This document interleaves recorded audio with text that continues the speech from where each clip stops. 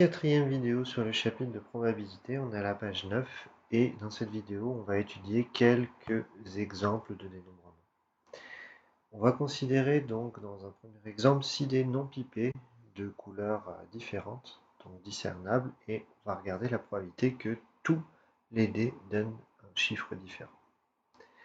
Mettez la vidéo sur pause si jamais vous voulez faire l'exercice tout seul, et sinon, eh bien, on va le corriger. Alors, dans ce type d'exemple concret, d'exercice concret de probabilité, il faut absolument donner un contexte et modéliser les choses. Donc, la première chose qu'il faut faire pour modéliser, c'est qu'il faut donner l'univers. Donc, première question, c'est toujours quel est l'univers?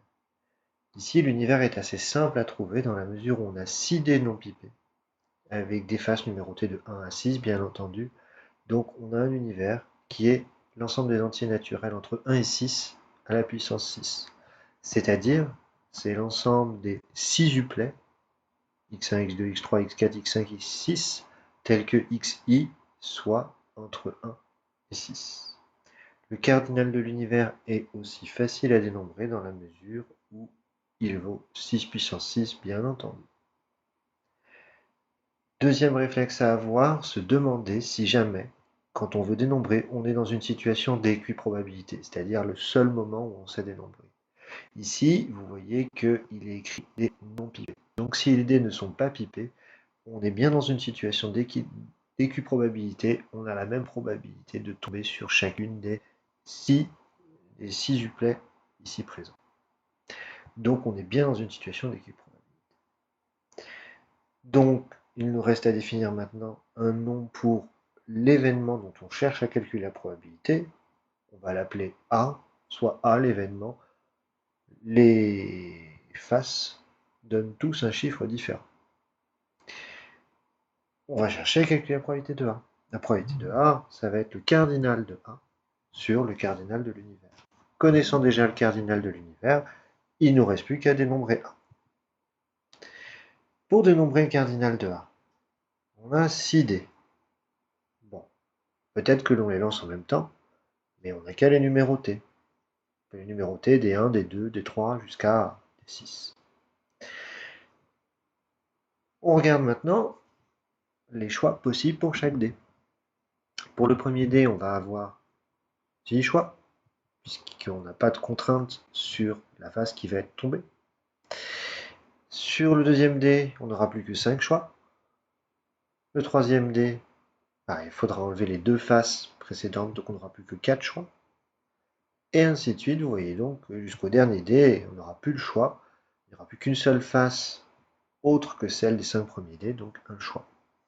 Au final, le cardinal de A vaut donc factoriel 6, ou encore 6 fois 5 fois 4 fois 3 fois 2 fois 1. Et l'on divise par le cardinal de l'univers, donc 6 puissance 6. Et on obtient une fraction qui se simplifie bien. Regardez, même à la main, on simplifie par 6, on simplifie encore par 6 ici, ici par 2, donc on enlève un facteur 2 ici, on obtient 5 au numérateur sur donc 6 fois 6, 36, 36 fois 9, vous trouvez le résultat ici. Voilà pour ce premier exemple. On passe au second. Une urne, 10 boules, 3 blanches, 7 noires, situation assez classique. On tire 2 boules de l'urne. Et on demande la probabilité que les 2 boules soient de couleurs différentes. Attention, il faut préciser la manière dont on tire les boules de l'urne, c'est très important puisque c'est ça qui va déterminer l'univers et les probabilités.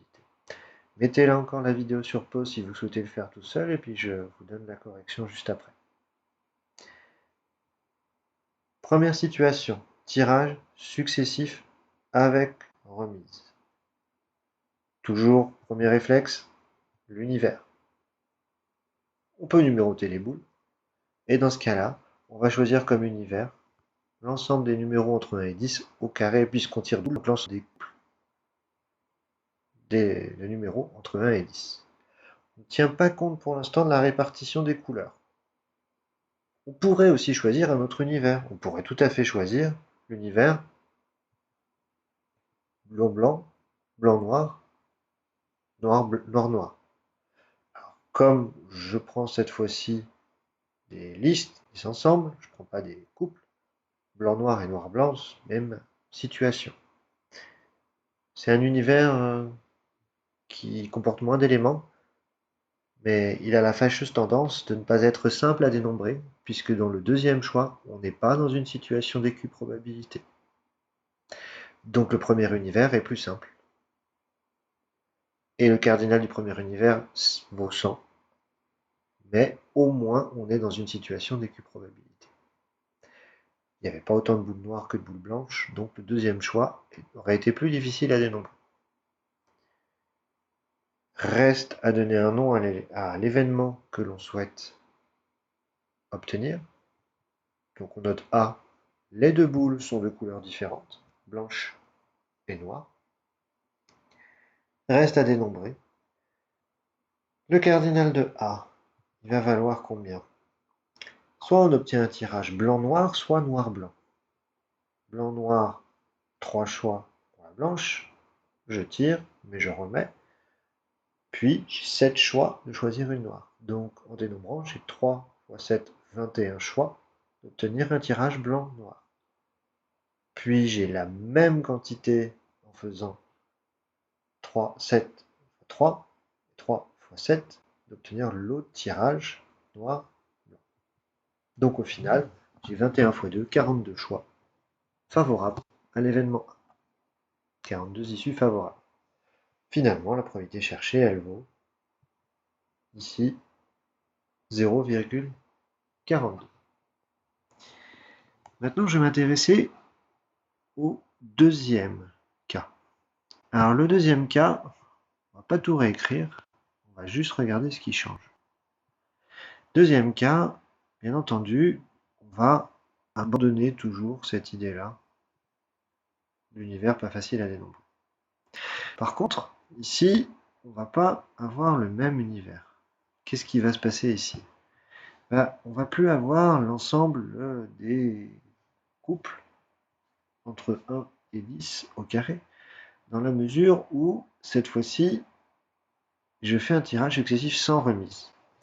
Donc, ici, pour définir l'univers, ça va être l'ensemble des couples x2, toujours entre 1, ça c'est sûr, mais tel que x1 soit différent de x2. Donc ici, je ne vais plus avoir un cardinal de l'univers, donc je garde ce que j'ai dit, je ne vais pas le recopier, mais je ne vais plus avoir un cardinal de l'univers qui va valoir 100, on va avoir plutôt 9 x 10, c'est-à-dire 90 pour le cardinal. J'ai 10 choix pour tirer la première boule, mais plus que 9 pour tirer la deuxième. Qu'est-ce que je vais faire ici? Je vais regarder ce qui varie pour la probabilité de A. Donc les boules tirées sont de couleurs différentes. Eh bien, si on regarde, en fait, le cardinal de A ne change pas. On a toujours 42 issues favorables. Ben oui, parce que si on a tiré une boule blanche la première fois, le nombre de boules noires est toujours de 7. Et si on a tiré une boule noire la première fois, le nombre de boules blanches est toujours de 3. Qu'on n'ait pas remis la première, qu'on ait remis la première ou pas. Donc il n'y a pas de changement au final. Il y a juste un changement de dénominateur. Le dénominateur vaut 90. Et donc ici, à la fin, j'ai une fraction de 42 sur 90. Si je la simplifie, donne 7 sur 15. Vous voyez que elle a augmenté. C'est logique. Il y a moins de tirages blanc-blanc ou noir-noir dans la mesure où on ne remet pas la boule tirée, donc il y a plus de chances de tirer deux boules de couleurs différentes. Dernier cas. Donc on passe maintenant au K3. Alors le K3, cette fois-ci, c'est encore différent. Ici, l'univers dans le K3, ça va être grand oméga, qui va être égal à l'ensemble des couples, mais l'ensemble des parties à deux éléments, tels que les xi toujours soit entre 1 et 10, et bien entendu que xi soit différent de xj. Donc ici, je vais avoir 2 fois moins de k que dans l'univers précédent. D'ailleurs, il s'agit, si jamais je regarde, du nombre de manières de choisir 2 éléments parmi 10 et le nombre de manières de choisir 2 éléments parmi. Il y a 45 façons. Vous remarquerez que ça correspond à la moitié de 90. Si jamais j'essaye de calculer le cardinal de A, bah, je vais juste avoir à faire quoi? Choisir une boule blanche parmi 3. Ça donne 3.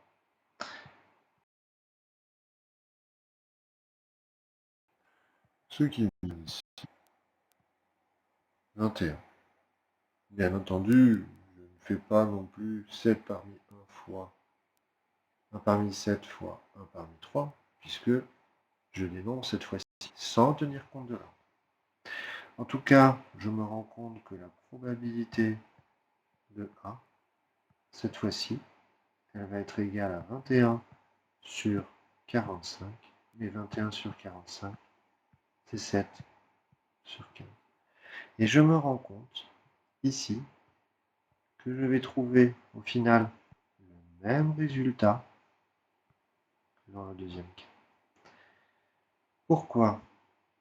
Parce que si je réfléchis bien l'événement A, le fait que le tirage soit successif ou simultané, c'est-à-dire simultané ou l'un après l'autre, ne change pas la probabilité que les deux boules soient de couleurs différentes. Ça aurait influé sur la réalisation d'événements de la sorte, la forme, je tire d'abord une boule noire, puis ensuite une boule blanche. Si jamais il y avait eu ce genre de choses, là, il y aurait eu des résultats totalement différents. D'ailleurs, on remarque qu'on n'aurait même pas pu définir cet événement dans le cas 3. Donc certains événements sont influés par le fait d'avoir un ordre ou pas, et d'autres ne le sont pas. Et cet événement A n'a pas d'influence, quel que soit le tirage dans le cas 2 ou le cas 3. Bien entendu, le cas 1, là, il y a une influence. Donc voilà pour ces quelques exemples de votre cours. Et on se retrouvera dans une prochaine vidéo pour parler de probabilité conditionnelle.